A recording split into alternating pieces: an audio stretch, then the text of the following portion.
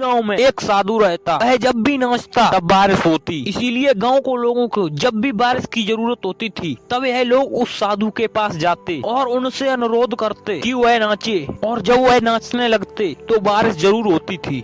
कुछ दिनों बाद 4 लड़के शहर से गांव में घूमने आए। जब उन्हें यह बात पता चली कि किसी साधु के नाचने से बारिश होती है तो उन्हें यकीन नहीं होता। शहरी पढ़ाई लिखाई के घमंड में उन्होंने गांव वालों को चुनौती दे दी कि अगर हम भी नाचेंगे तो बारिश होगी, और अगर हमारे नाचने से बारिश नहीं हुई तो साधु के नाचने से भी बारिश नहीं होगी। अगले दिन सुबह सुबह गांव वाले उन चारों लड़कों को लेकर साधु की कुटिया के पास जाकर पहुंचे। गांव वालों ने साधु को सारी बात बताई। फिर उन लड़कों ने नाचना शुरू किया। पहले लड़के ने नाचना शुरू किया, आधा घंटा बीत गया। फिर पहला लड़का थक कर बैठ गया पर बादल नहीं दिखे। कुछ देर बाद दूसरे लड़के ने नाचना शुरू किया और 1 घंटे बीतते बीतते वह भी थक कर बैठ गया। बाकी दोनों लड़कों ने भी ऐसा ही किया पर बारिश नहीं हुई। अब साधु की बारी थी, उसने नाचना शुरू किया। 1 घंटा बीत गया पर बारिश नहीं हुई। साधु फिर भी नहीं रुका, वह नाचता ही रहा। नाचते नाचते 2 घंटे बीत गए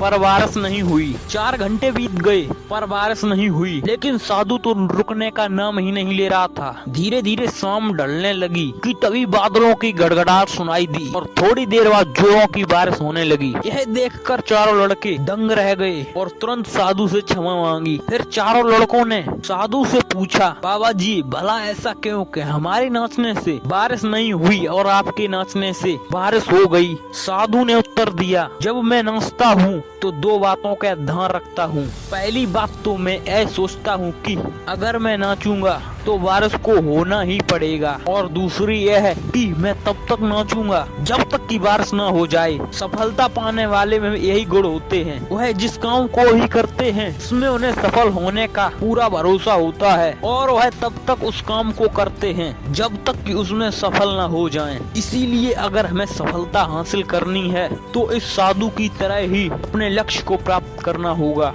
अगर दोस्तों वीडियो पसंद आई तो लाइक, कमेंट, शेयर, सब्सक्राइब जरूर करें। मिलते हैं कल अगली वीडियो में।